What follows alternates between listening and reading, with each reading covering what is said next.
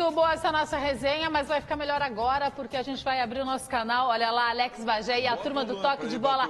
Oi, Bagé. Tudo bem, Cris? Tudo muito bem? Boa tarde. Olha só, eu vou abrir esse... Oi, Daniel! Eu vou abrir essa nossa resenha conjunta aqui para a gente rever aqui nos Donos da Bola e o pessoal aí de casa ouvir novamente o gol narrado pelo Daniel Oliveira, que ao final da partida o André ouviu. Vamos ver? Solta lá.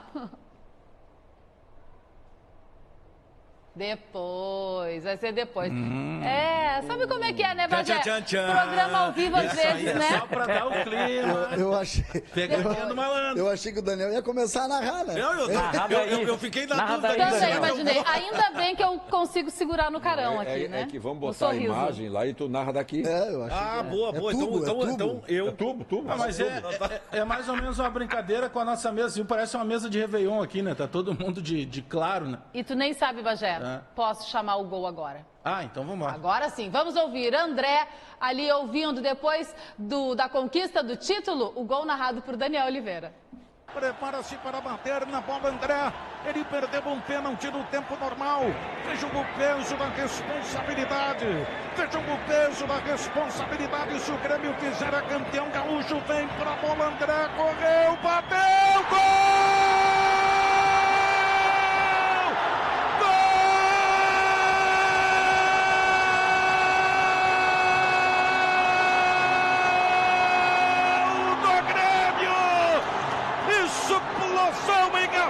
Preto e branco pelo Rio Grande do Sul, o peso da responsabilidade, o peso do momento. Ele perdeu um pênalti nos 90 minutos, mas ele teve a capacidade de assumir a responsabilidade no último lance, na última oportunidade, para definir de uma vez por todas. Foi o que ele fez. Eu acho que ele gostou da narração do Daniel, hein? Mas como não gostar? Eu imagino o filme que passou na cabeça dele, né? Porque um jogador tão contestado, e não só o filme desde que ele chegou no Grêmio, o filme do jogo ontem, porque ele tinha perdido um pênalti durante o jogo. Os dois jogos. O André conseguiu algo inédito. O André passou 180 minutos, não deu um chute no gol. Na verdade, deu um chute que ele errou, um pênalti que ele errou. Não deu nenhuma assistência.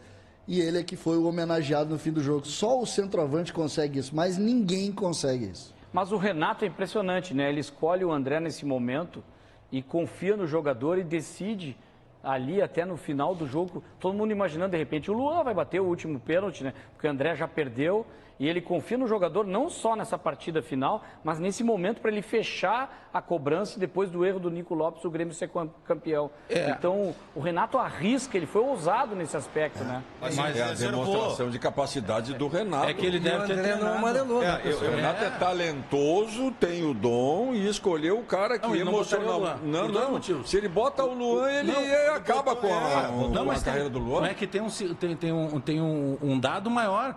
Eu não tenho os números aqui, mas o Luan, dos últimos pênaltis que ele cobrou na arena, a grande maioria ele errou. Né? Primeiro é o seguinte, preservou o Luan, né? E segundo, ele é o André é um jogador de confiança do Renato. Ele fez uma jogada de risco. Isso chama-se jogada de risco. Então, tá bom, a última cobrança foi o seguinte, bonito, tá aí, ó, ele vai dar o título para justificar o cara que fez a escolha, rapaz. Faz isso, aplaude tudo e agora tira do time e bota os melhores para jogar. Aplaude o Renato, reconhece que ele é talentoso, que tem o dom e é um abençoado, iluminado, como tu disseste. Isso, e agora seja isso tudo que tu falou e bota os melhores para jogar e tira o André. Ô, Claudião, eu tenho uma curiosidade. Não enlouquece o torcedor. O técnico de futebol que está no momento do pênalti, existiu uma grande vantagem do fato do Odair não estar ali naquele momento, porque eu vejo assim, no meio do jogo, o Camilo não estava tão bem. Aí ele abre a cobrança, o técnico ele altera, às vezes, na hora ali, ele sente no semblante do jogador e altera isso, e o Renato levou vantagem nesse aspecto em relação ao Inter sem o Odair?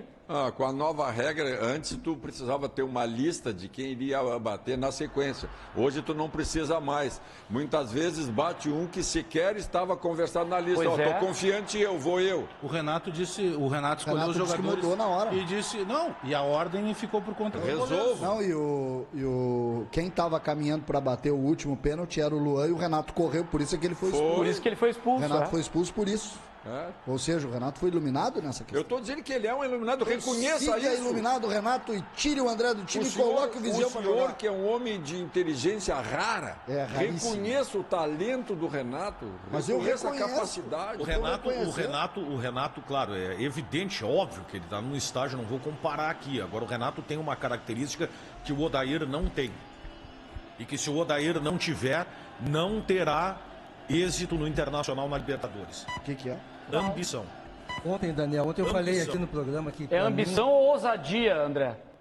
André? Que ambição ele tem, né? Ele quer ser campeão. Mas não eu é falei, ousadia. O André tá aqui no estúdio. É Daniel. Daniel. É que tu encarnou o André narrando, Daniel. Eu comecei a olhar, eu digo, acho que aquela imagem ali, o André tá no estúdio do lado aqui. É que tu encarnou o André narrando, Daniel. Mas ontem eu falei aqui no programa que o diferencial para mim seriam os dois treinadores. Falei aqui, eu achei que os dois times eram iguais e que os treinadores iriam decidir. Pois ontem aconteceu isso. Um quis ganhar e o outro não quis ganhar. Faltou um pouquinho aqui. O Renato buscou ganhar, o Odair estava mais preocupado em não perder. E acabou dando problema. Diga, Cris. Não, mas eu ia chamar o Paulete para a conversa, porque ele estava tão ali, escondidinho, tão quietinho. Paulete, Camilo primeiro a cobrar o pênalti. Lembrei de ti na hora. Pois é, só que na hora eu acho que eu envelheci uns 2, 3 anos. Quando eu vi o Camilo entrando para bater, eu digo, não é possível, o cara é o coalhada. Como é que vai bater um pênalti decisivo? Mas aí eu volto a fazer aquela crítica que eu tenho feito, que eu fiz ao Odair hoje. O Odair deveria saber que o cara não tem tamanho para jogar no Internacional. Agora a gente cobra tanto aí comportamento de torcedores e o comportamento na geral, digamos assim, em geral do torcedor, ele beirou a perfeição dos dois lados, Cris. Agora, que cena feia, na minha opinião, o fato do Internacional não ter buscado as medalhas e a taça de segundo lugar, né? O futebol ele não é só de vitória, ele também tem que se aprender na derrota, né? Isso eu não acho legal. Ô, Bagé, tu acha que o D'Alessandro, ele prejudicou o time? Porque ele seria um dos batedores, obviamente. Principalmente pelos batedores. Até há pouco o Daniel trouxe uma tese que eu concordo, que pelo estilo do D'Alessandro, o D'Alessandro ele quis naquele momento ali jogar uma água gelada no aipim lá, dar um susto, para arrefecer o ânimo da cobrança. Só que ele exagerou. E ele deixou o Inter numa situação complicada, porque eu tenho certeza que ele entraria, nem que fosse só para cobrar pênalti. Também acho. Pelo tamanho dele para o Internacional, né? Agora, como é interessante, agora a TV passa alguns lances, o goleiro do Grêmio, né? O goleiro tá consagrado. Foi muito bem, né? Foi bem nos dois Grenais, né? Mas ontem ele foi iluminado. Mas olha, César, olha a reclamação. Em 100 anos de campeonato gaúcho, é o goleiro menos vazado da história. Claro que tem um que jogou 2, 3 jogos, deve ter menos de um gol. Mas eu digo o cara que jogou todo o campeonato. Na média, nós vamos achar um cara que não sofreu nenhum.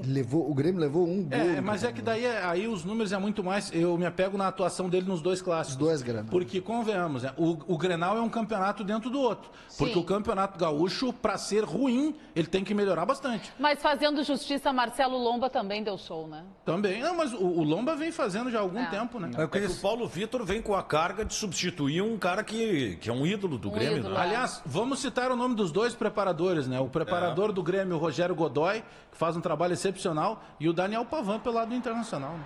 Sabe uma herança que eu acho que vai ficar desse campeonato gaúcho, desses dois grenais, é que nós temos dois ótimos times para as competições que nós teremos pela frente.